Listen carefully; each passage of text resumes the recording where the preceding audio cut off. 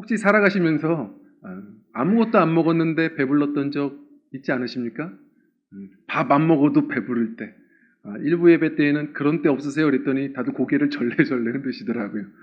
근데 살아가다 보면 밥 안 먹어도 배부를 때가 있습니다. 큰 기쁨을 맞이할 때 그렇죠. 한번 생각만 해보십시오. 누가 준 그 복권을 긁어봤는데 1등 당첨이 됩니다. 그러면 복권 당첨되면 누구한테 말도 못하고 티는 다 납니다. 하루 종일 싱글벙글. 그냥 안 먹어도 배부른 하루를 보내지 않을까요? 또 예를 들어서 우리 아이가 그 어려운 시험 오래 준비했는데 드디어 합격했답니다. 그 전화 딱 듣자마자 안 먹어도 배부르지 않을까요? 한 20년, 30년 어렵게 돈을 모아서 안 될 줄 알았는데 내 집 장만을 했습니다. 그 마당에 철포덕 앉아서 아무것도 없지만 두리번거리며 다 즐겁지 않을까요? 그날은 안 먹어도 배부를 겁니다. 살아가면서 사람은 밥만 먹고 살지는 않는 것 같습니다. 우리 안에 그 마음도 영혼도 채워짐이 필요한 걸 보게 되죠.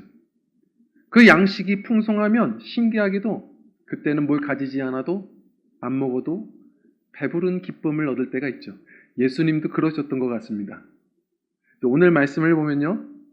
예수님이 유대인들이 천히 여겨서 들르지 않던 그 사마리아 수가라는 성에 가시게 됩니다. 그 우물가에서 한 여인을 만나죠. 그때가 언제였느냐? 오늘 한번 말씀 5절 6절 읽어보겠습니다. 시작. 사마리아에 있는 수가라는 동네에 이르시니 야곱이 그 아들 요셉에게 준 땅이 가깝고 거기 또 야곱의 우물이 있더라. 예수께서 길 가시다가 피곤하여 우물 곁에 그대로 앉으시니 때가 6시쯤 되었더라. 아멘. 자, 그 수가라는 성에 도착하시는데 그때가 언제였느냐? 6시였답니다. 유대인의 6시는 6을 더하면 됩니다. 우리 시간으로는 이제 12시 정오가 된 것이죠. 이제 식사 시간입니다. 점심시간이 되었고 오래 걸었고 태양볕도 뜨겁고 이때는 정말 식사해야 됩니다. 제자들이 예수님이 피곤하고 지치신 걸 딱 보고 나서 곧바로 예수님 저희가 먹을 것 좀 사오겠습니다 하고 자리를 비우죠.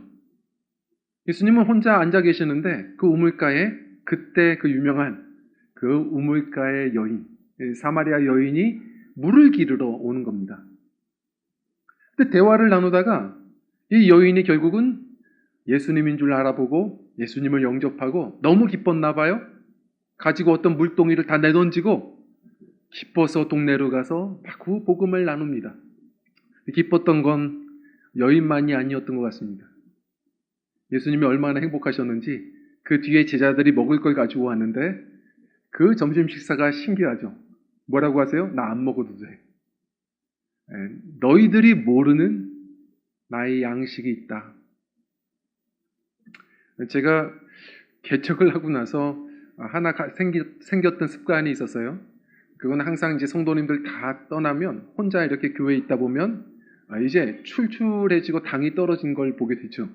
그러면 참 우리 교회는 이게 뒤적뒤적하면 어디선가 먹을 게 나와요. 그래서 꼭 아무도 없을 때 이렇게 뒤적뒤적해서 먹을 걸 찾아 먹습니다. 하루는 먹을 게 없더라고요. 그러다가 이제 서랍장을 한번 열어봤더니 주일학교의 함이 이렇게 있고, 근데 먹을 게 가득해요. 그런데 앞에 써 있어요. 주일학교 건드리지 마시오. 건드릴 사람이 저밖에 없다는 거 알면서 저에게 보낸 내용 증명으로 들었습니다. 그러면서 이런 생각이 들죠. 남들이 모르는 비밀 창고가 있는 사람들, 남들이 모르는 비밀 양식이 있는 사람들은 든든하겠다. 참 기쁘겠다. 우리 나그네 인생 속에 세상이 알지 못하는 예수님이 말씀하신 예수님의 양식, 그게 뭔지를 오늘 좀 우리가 알아갈 필요가 있지 않을까요? 우리가 함께 때로는 다른 건 먹지 않아도 배부른 이 예수님의 양식을 함께 먹는, 그래서 좀 남다른 든든한 삶의 기쁨이 멈추지 않는 저와 성도님들의 신앙 여정이 되시기를 축원드립니다. 자, 그 양식은 처음은 이렇게 얘기할 수 있을 것 같습니다. 첫 번째로 우리 따라할까요? 사랑입니다.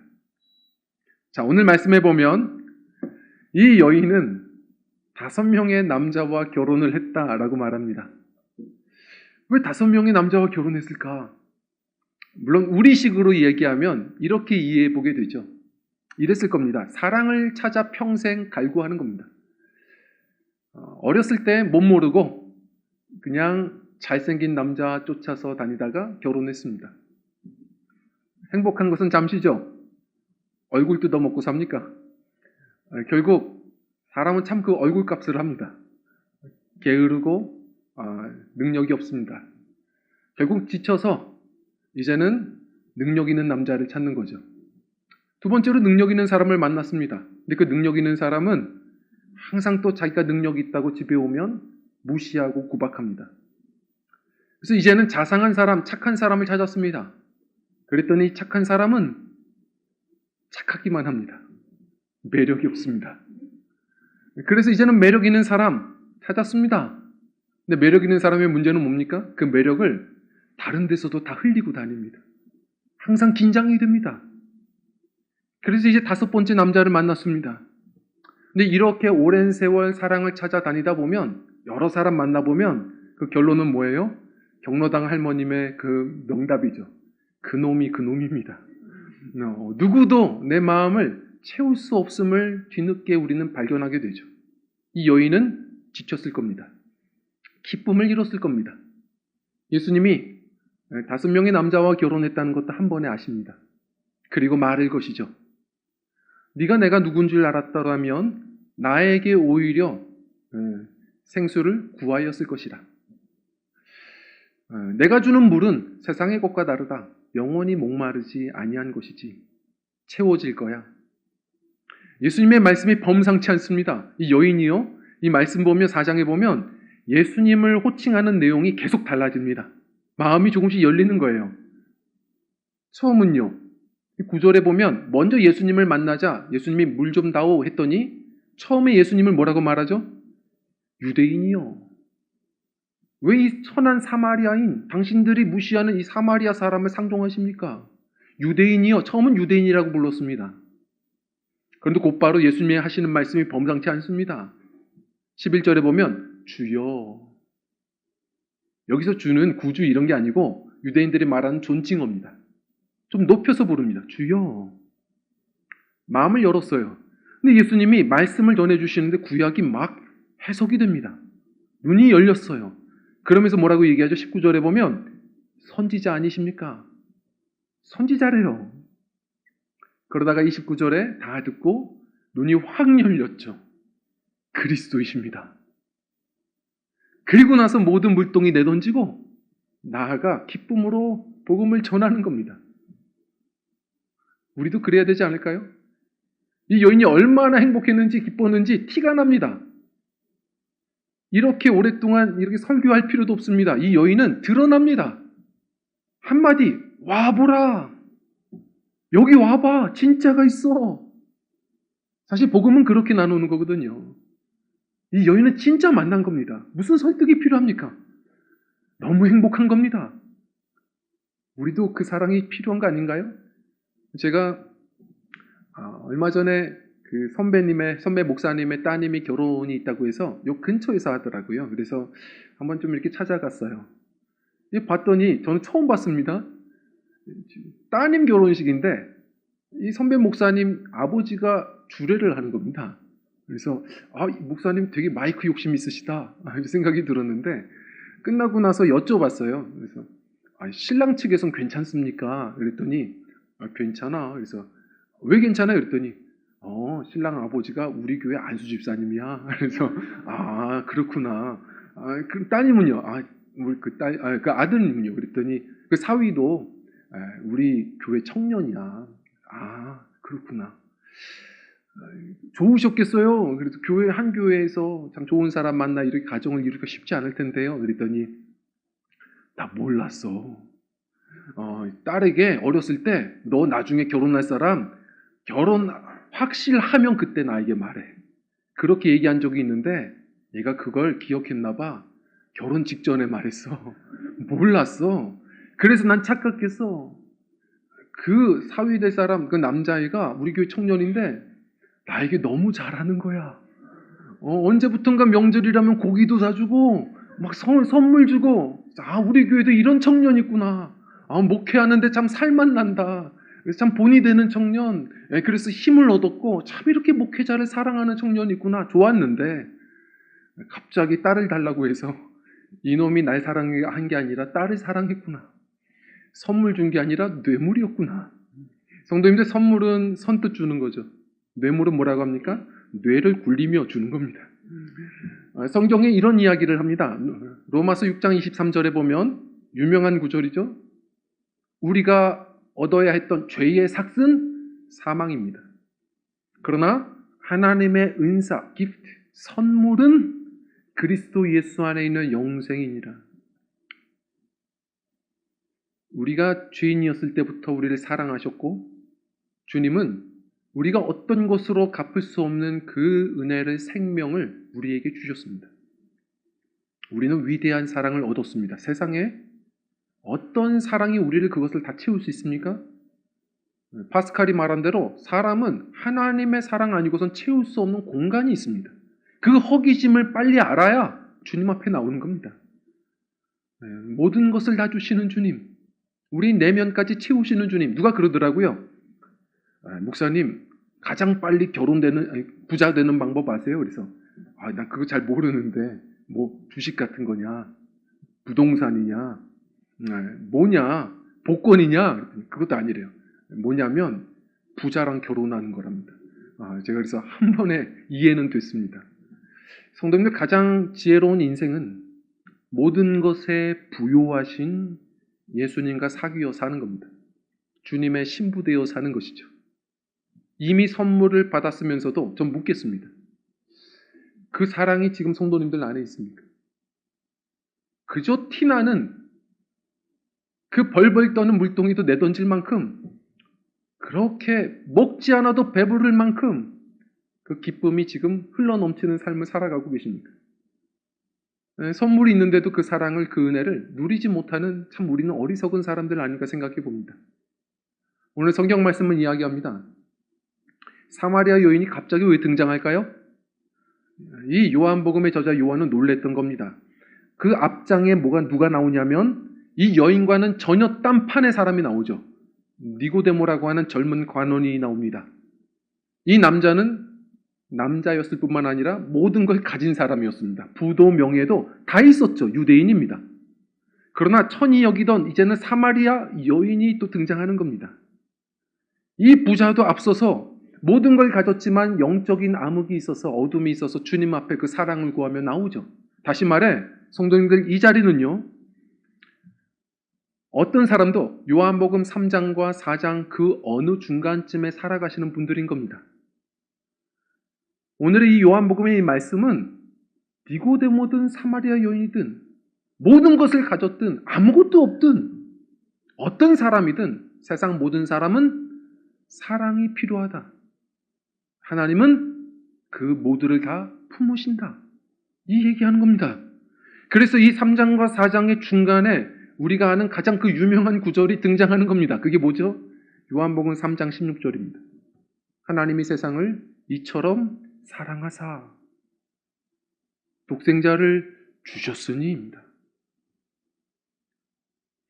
제자들도 그 사랑에 조금씩 변하는 겁니다. 제자들이 뒤늦게 왔습니다. 식사거리를 가지고 왔는데 먼저 놀랬답니다. 예수님이 그 천한 사마리아 여인과 대화를 나누는 장면을 봤습니다. 깜짝 놀랐죠. 예수님의 사랑이 뭔가를 제자들은 조금씩 밥상 교육으로 배웠던 것 같습니다. 예전에 한 목사님이 그런 이야기를 하십니다. 60년대는 자신 어렸을 때에는 이렇게 동네마다 조금 정신이 모자른, 그래서 여기 꽃 달고 다니는 그런 분들이 꽤 많았다는 겁니다. 동네마다 꼭 하나 이상씩은 있었다는 거예요. 그런데 뭐 60년대만 있었습니까? 70년대도 있고 있었죠. 그런데 이분이 어렸을 때 또 여기 꽃단 한 아주머님이 막 이렇게 다니는데 초등학교 아이들이 돌도 던지면서 놀리면서 하루 종일 그렇게 괴롭히며 놀았답니다. 아이들 따라서 그렇게 괴롭히고 놀다가 집에 가서 너무 재미있어서 그걸 엄마에게 이야기했더니 이 믿음 좋은 어머님이 그때 위대한 자신의 평생 목회의 방향을 알려주는 교육을 해주셨습니다. 뭐라고 했냐면, 너 이놈, 너 이모한테 그러는 거 아니야. 깜짝 놀랐답니다. 아, 이모? 이모인가? 너 빨리 이모 데려와.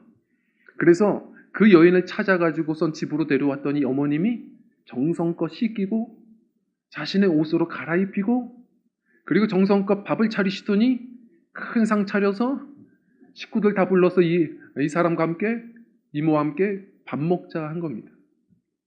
나중에 보니 이모가 아니었죠. 우리 믿음의 사람들은 만난 모두가 다 하나님이 만드신 소중한 하나님의 형상들이라는 것을 알려줬던 교육이었고 그때서부터 자신의 목회 방향은 결정이 됐는데 커다란 밥상 공동체가 바로 예수 사랑의 공동체구나를 깨달았답니다. 차별하지 않은 예수님. 우리 성도님들 우리는 어떻습니까? 예수님의 몸된 교회라고 말하지만 그 몸에 예수님의 마음은 있습니다. 우리 한 사람 한 사람 안에 그 주님의 마음이 있습니다. 신앙생활 하다 보면 참 다양한 사람들을 만납니다. 둘러보면 니고데모도 있지만 내가 가까이 하고 싶지 않은 사마리아 여인들이 얼마나 많습니까? 품으실 수 있겠습니까? 그래야 합니다.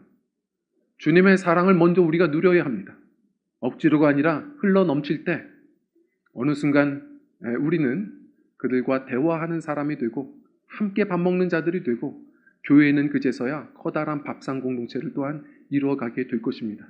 주님 안에 아름다운 식구들을 날마다 우리 확장시켜 나아갈 수 있는 우리 주님이 귀히 쓰시는 사랑의 공동체, 우리 귀한 그런 교회를 꿈꾸며 같이 기도하는 교회가 되기를 축원드립니다.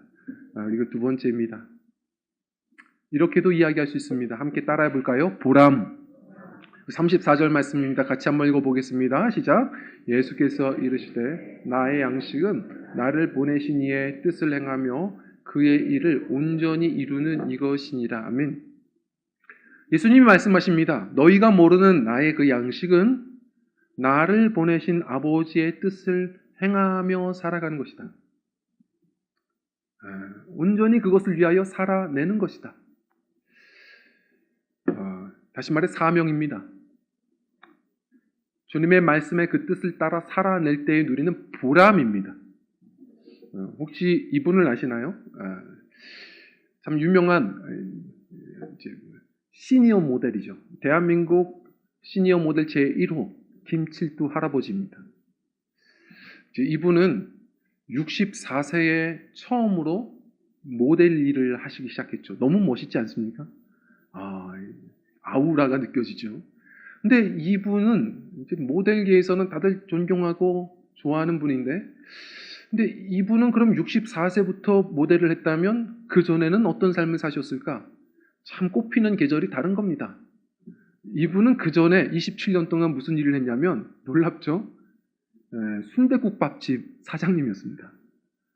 평생 순댓국밥집 사장으로 살아가는데 이분이 그런 얘기를 하는 겁니다. 돈을 벌어도 그리고 밥을 많이 먹어도 채워지지 않은 무언가가 있더라는 겁니다. 그래서 고민을 하다가 어렸을 때에 그래도 잠시 꿈꿨던 한번 모델 일, 그래서 뒤늦은 나이지만 시니어 모델을 한번 도전하면서 결국은 모델이 되었죠. 근데 뭐라고 얘기하냐면 처음으로 그 15초짜리 광고를 찍는데 15초를 찍는데 24시간 걸리더랍니다. 너무 힘들겠죠. 그런데 그날 뭘 느꼈냐면 그렇게 고생을 했지만 24시간인 줄도 몰랐답니다. 시간 가는 줄을 모르겠더래요. 가슴이 떨리는데 배가 고프지 않더랍니다. 그렇게 행복하더랍니다. 성도님들 그렇습니다. 사람은 밥만 먹고 사는 게 아닙니다. 예전에 김기성 목사님이 그런 얘기를 했습니다. 사람은 영혼과 육체로 있는데 이 육체의 양식은 음식이라면 영혼의 양식이 있다. 그건 뭐냐? 보람이다. 세상 사람들도 삶의 의미와 보람을 가질 때에 행복한 것을 느낍니다. 하나님의 사람들은 두말할 것 없습니다. 예수님이 말씀하신 대로 하나님이 우리에게 보내신 그 뜻, 사명이 있습니다.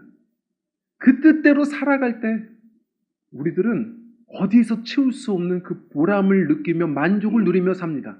성도님들, 이 주일날 세상 사람들은 미쳤다 할 겁니다. 왜 이렇게 와서 예배하죠? 왜 우리 그렇게 헌신합니까? 그렇게 주님 앞에 헌신해도 늘 모자른 것 같은 마음으로 예배하지 않습니까? 이유가 뭡니까? 쉬는 날 그냥 집에서 쉬어도 되고 사람들처럼 놀러 다녀도 되는데 사람은 재미로만 살 수 없는 겁니다. 우리 안에 어떤 보람을 지금도 쌓고 먹으며 자라가는 겁니다. 헌신하며 누리는 보람, 섬기며 누리는 보람, 복음을 나누며 우리가 함께 누리는 그 보람이 있는 겁니다. 저도 살아가면서요, 다른 거 없더라고요. 뭘 먹어도 안 됩니다. 딱 하나, 목사님 덕분에 제가 예수님을 많이 알았습니다. 제 믿음이 많이 자랐습니다. 이런 얘기 듣잖아요. 뭐 십수년 목회를 했던 모든 피곤이 한 번에 해소가 됩니다.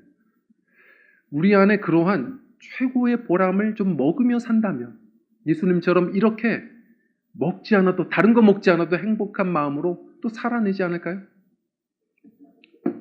오늘 예수님께서는 우리에게 도전하십니다. 35절 우리 한번 좀 읽어볼까요? 제자들에게 이렇게 얘기하세요. 한번 읽어보겠습니다. 시작. 너희는 넉 달이 지나야 추수할 때가 이르겠다 하지 아니하느니 그러나 나는 너희에게 이르노니 너희 눈을 들어 밭을 보라. 희어져 추수하게 되었도다. 자, 이게 무슨 얘기인지 아세요? 보통 씨를 뿌리잖아요. 파종하면 이걸 나중에 추수할 때까지의 시간이 보통 4달 걸립니다. 다시 말해 사람들은 그런 겁니다. 아직 추수할 때까지는 시간이 많이 남았어요. 제가 지금은 좀 바쁩니다. 나중에 그 봉사하겠습니다. 나중에 사명 감당하겠습니다. 그 사람 전도요. 아직 그 사람 젊어요. 나중에 힘 빠질 때 그때 하겠습니다. 우리들은 항상 뒤로 미룰 때가 있습니다. 그러나 주님 뭐라고 하십니까? 눈을 들어보라. 밭을 봐라. 희어져 추수하게 되었도다. 이게 무슨 얘기죠? 사마리아 사람들은 흰옷을 굉장히 좋아합니다. 지금 벌써 이렇게 여인이 전도하니까 또 사람들이 돌아오는 것처럼 이미 누군가가 뿌려놓은 복음이 있습니다. 우리가 그날 거둬야 될 사명과 열매들이 있다는 겁니다. 때를 자꾸 계산하지 말라고 주님 말씀하십니다. 전도서 11장 4절에 보면 풍세를 판단하려고 하는 자들은 파종하지 못할 것이고 구름만 살피는 자들은 결국 거두지 못하리로다. 하나님의 때는 우리가 다 알 수 없습니다. 아닌 것 같아도 오늘 내가 감당해야 될 사명이 있고 또 그렇게 우리가 씨를 뿌리다 보면 참 신기합니다. 자꾸 열매가 안 거치는 것 같은데 결국 어느 때에 누군가가 그 사람 그 영혼을 거두더라고요. 그리고 신기한 건 내가 뿌린 적 없는데 누가 뿌려놓은 겁니다. 또 쉽게 거치는 일도 있습니다. 오늘 주님이 하시는 말씀처럼 뿌린 자, 거두는 자가 다 다르다. 그렇지만 함께 기쁨을 누리는 것, 사명은 절대 땅에 떨어지지 않는다는 겁니다. 그렇게 살아갈 때 그리고 어떤 은혜가 있느냐? 36절 말씀 한번 읽어볼까요? 시작. 거두는 자가 이미 삭도 받고 영생에 이르는 열매를 모으나니 이는 뿌리는 자와 거두는 자가 함께 즐거워하게 하려 합니다. 아멘. 자, 거두는 자가 이미 삭도 받았다. 예수님이 지금 거두고 계시거든요. 삭도 받았답니다. 무슨 삭을 받았습니까? 누가 삭을 줬습니까? 여기서의 그 삭은 바로 이제 보람인 것이죠. 세상 어디에서도 얻을 수 없는 하나님 뜻대로 살아가며 열매를 거둘 때 누리는 놀라운 그 보람, 우리 그것을 또 체험받고 살아내는 그 넉넉함이 있으셨으면 좋겠습니다. 제가 오늘 이 말씀을 좀 이렇게 묵상했습니다. 세월이 참 빠른 것 같습니다. 그 바둑 기사들을 보면 신기하죠. 그 200수, 300수 꽉 채웁니다. 야, 그걸 그렇게까지 시간 들여서 전쟁하며 결국 바둑을 두는 것도 신기한데 가장 놀라는 게 뭐죠? 다 경기 끝나고 나서 처음부터 그걸 순서대로 다 맞춥니다. 복기를 합니다. 어떻게 이런 일을 할 수 있습니까? 어떻게 이걸 다 기억하십니까? 그러면 프로 기사들이 하는 유명한 말이 있죠. 의미 없는 수가 하나도 없으니까요. 우리는 의미 없는 수를 하나도 두지 않습니다. 살아가시면서 뭐가 기억에 남으십니까?